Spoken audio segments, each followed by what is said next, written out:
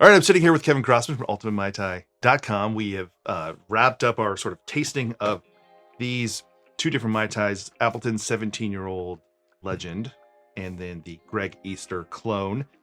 And we've been noticing, first of all, even just half a Mai Tai, it's plenty boozy. 49% ABV. And I'm noticing as it's empty, how much more as you're drinking it, it gets better.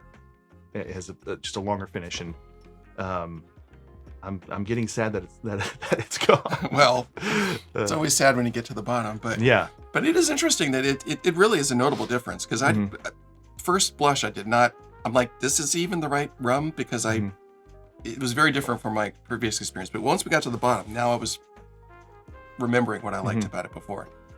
So mine is officially out, and we did the clone Greg Easter version, which I personally doesn't really connect with me. I'm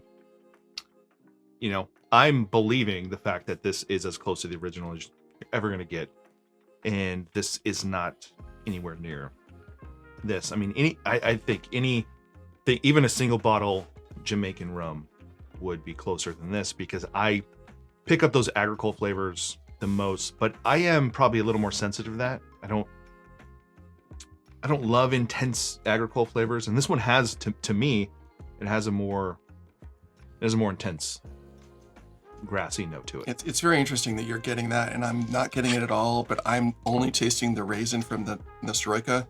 Yeah. So who knows? You also like, I think you probably enjoy rum agricoles more than I do. Maybe. I like cane juice rums like Hawaiian agricoles or Clarence from Haiti or cachaças. I'm not as big a fan on the Martinique, where it's so grassy. I think for me, one of the things that's coming up is that last night I made a bunch of daiquiris for myself, and I went through all of they're right here.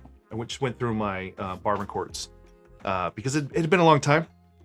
Arminda and I made a video, and we were talking about how the bourbon quart white's great in a daiquiri, which it is. It's a great entry into cane juice, because it's not, to me, it's more cachaça than like a Clement.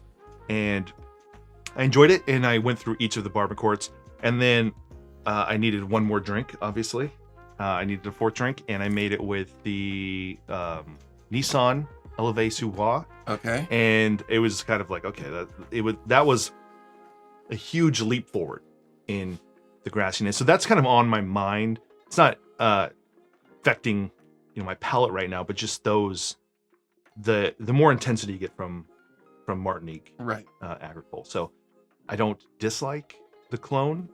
It's just heightened experiences now, because we're next to each other. Right. Sure. And we have this very special one that is very traditional, and then this one, which I to me is not. But people love putting rum agricole in their Mai Tai.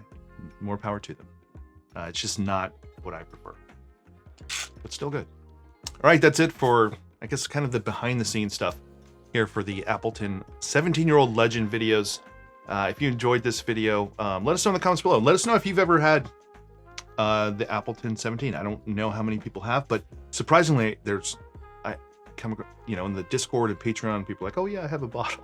It just seems like more people than I would thought have it. So thank you to Kevin for coming, sharing your 2 ounces with us, and making a couple Mai Tais. So we appreciate it, and we'll see you in the next one.